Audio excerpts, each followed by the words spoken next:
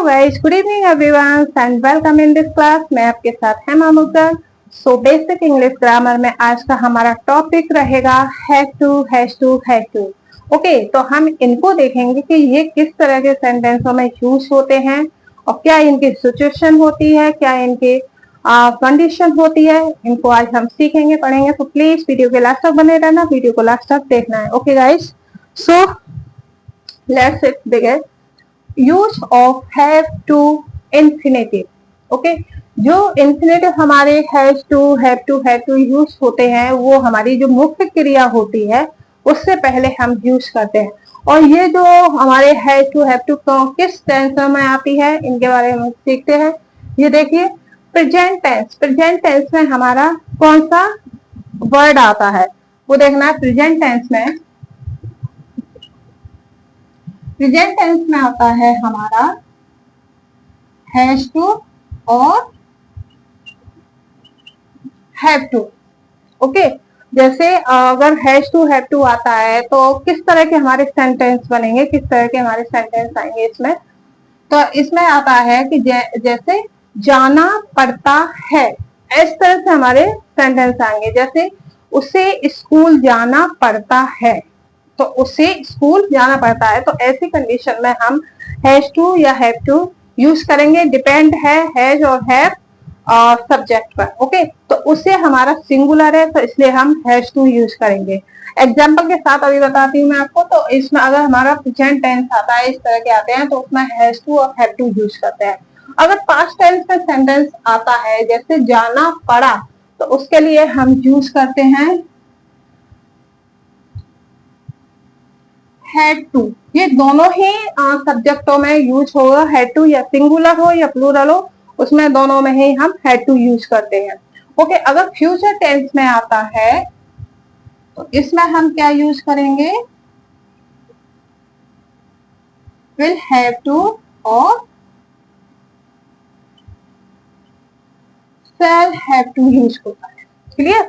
तो अगर ये वाला हमारा सेंटेंस होता है, प्रेजेंट में आता है, जैसे प्रेजेंट में हमारा हैज टू और हैव टू आता है, तो यहाँ पर सेंटेंस बन जाता है हमारा जाना पड़ता है। इस तरह का सेंटेंस हमारा आएगा। ओके, अगर हैड टू आता है तो इसके लिए सेंटेंस बनता है हमारा जाना पड़ा। ओके, इस तरह से सेंटेंस आना है। जैसे उसे स्कूल जाना पड़ा, तो उसके लिए हम हैड टू यूज करेंगे। अगर हमारा विल हैव टू आता है, विल और शैल हैव टू आते हैं, तो इनके लिए पड़ेगा जाना पड़ेगा। इस तरह के सेंटेंस बनेंगे। ओके, जैसे उसे स्कूल जाना पड़ेगा, तो उसके लिए हम यूज करेंगे विल हैव टू या shall have to according subject. Okay, तो ये समझ में आ गया होगा। अगर प्रेजेंट में हमारे हैज टू, हैव टू आता है तो सेंटेंस इस तरह से बनेगा, जाना पड़ता है। जैसे इसे स्कूल जाना पड़ता है तो he has to go to school, इस तरह के। ओके, सो अगर पास्ट टेंस में रहता है तो हमारा हैड टू यूज होता है, और फ्यूचर टेंस में होता है तो विल हैव टू और शैल हैव टू यूज होता है। Please note it.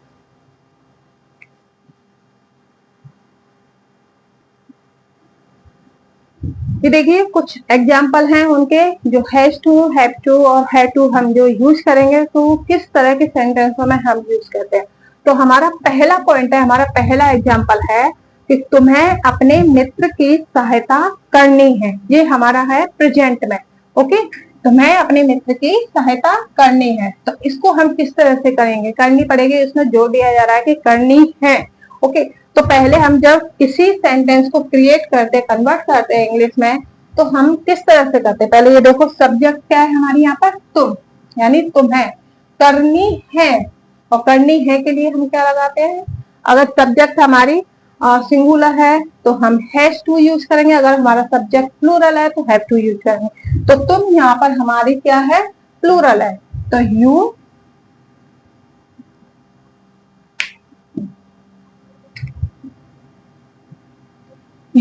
क्या करनी है, पहले तुम्हें करनी है। सहायता अपने मित्र की, इस तरह से हम सेंटेंस को क्रिएट करते हैं। तो यू हैव टू, सहायता हेल्प किसकी करनी है? अपने मित्र की। योर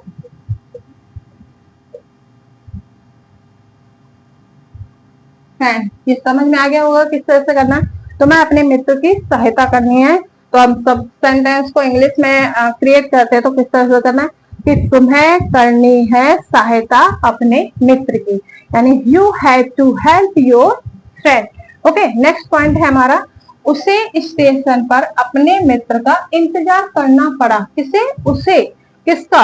अपने मित्र का। कहां पर? स्टेशन पर इंतजार करना पड़ा। तो ये पड़ा हमारा जो आया है ये है हमारा पास्ट टेंस का, इसमें हम हैड टू यूज करते हैं। अब ये देखिए जब हम इसको इंग्लिश में क्रिएट करेंगे तो किस तरह से करेंगे, तो उसे ओके करना पड़ा, और करना पड़ेगी क्या लगेगी? Had to. क्या करना पड़ा? इंतजार। अब किसका करना पड़ा? अपने मित्र का। और कहां पर करना पड़ा? स्टेशन पर। ओके, तो हम सबसे पहले सब्जेक्ट देखेंगे। सब्जेक्ट हमारा क्या है? सिंगुलर। लेकिन पास्ट में क्या है कि सिंगुलर हो या प्लूरल हो दोनों में ही हम हैड टू यूज करते हैं। तो ही करना पड़ा, इसकी आएगी हमारी had to. He had to, क्या करना पड़ा? इंतजार। वेट, किसके लिए? अपने मित्र के लिए। For his friend. ओके, कहां पर करना पड़ा? स्टेशन पर। At the station. I hope this sentence clear. He had to wait for his friend at the station. यानी उसे अपने मित्र का स्टेशन पर इंतजार करना पड़ा।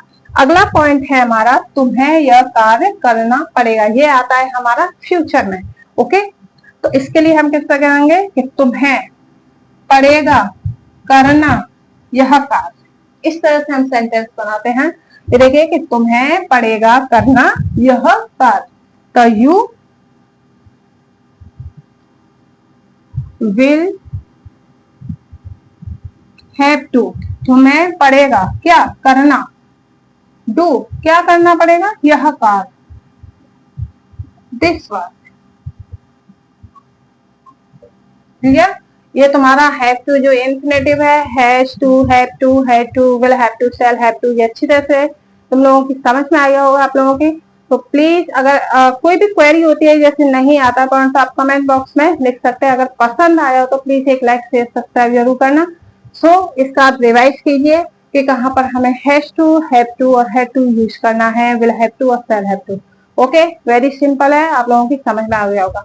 So I meet you next another video. So till then, bye bye.